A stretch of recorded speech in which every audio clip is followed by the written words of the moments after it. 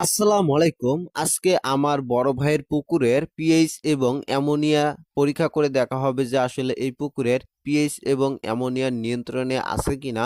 তো এজন্য আজকে এই পুকুর পাড়ে সোহানুর ভাই আসছেন এভারেস্ট কোম্পানি থেকে এই পুকুরের পানি পরীক্ষা করে দেখবেন। যদি পানির কোনো সমস্যা হয়ে থাকে তাহলে সেই অনুযায়ী উনি কিছু ট্রিটমেন্ট দিয়ে যাবে। তো এজন্যই আজকে সোহানুর ভাই আসছে এই পুকুর পাড়ে।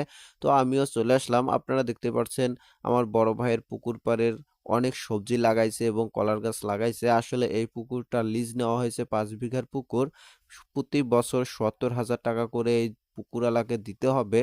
তো পুকুরওয়ালাকে যে টাকা দেওয়া হচ্ছে এই টাকা এই পুকুর পাড় থেকেই আসতেছে বিভিন্ন রকমের সবজি এবং কলা থেকেই। আসলে আপনি যদি পুকুর লিজ নেওয়ার পরে পুকুর পাড় ফেলে রাখেন তাহলে আপনি কখনোই ভালো লাভবান হইতে পারবেন না। তো উনি এই পুকুর পাড় থেকেই লিজের টাকাটা তুলে ফেলতিছে।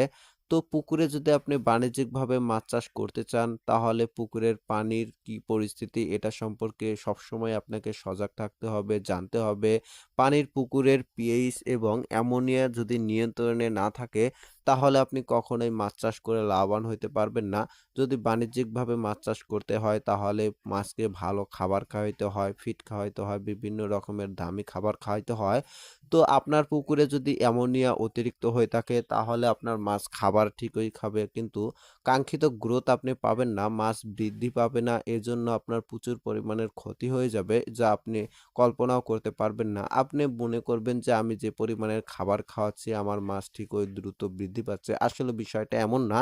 আপনার পুকুরের পানির যদি পরিবেশ ঠিক না থাকে, অ্যামোনিয়া বা পিএইচ যদি কম বেশি হয়ে থাকে তাহলে আপনার মাছ কখনোই বৃদ্ধি পাবে না। মাছের খাবারের অনীহা চলে আসবে এবং মাছ কখনোই দ্রুত বৃদ্ধি হবে না। আপনার পানি যদি পুকুরের পানির পরিবেশ যদি আপনি নিয়ন্ত্রণে রাখতে পারেন তাহলেই আপনি লাভবান হইতে পারবেন। মাছ খুবই দ্রুত বৃদ্ধি হবে যা আপনি কল্পনাও করতে পারবেন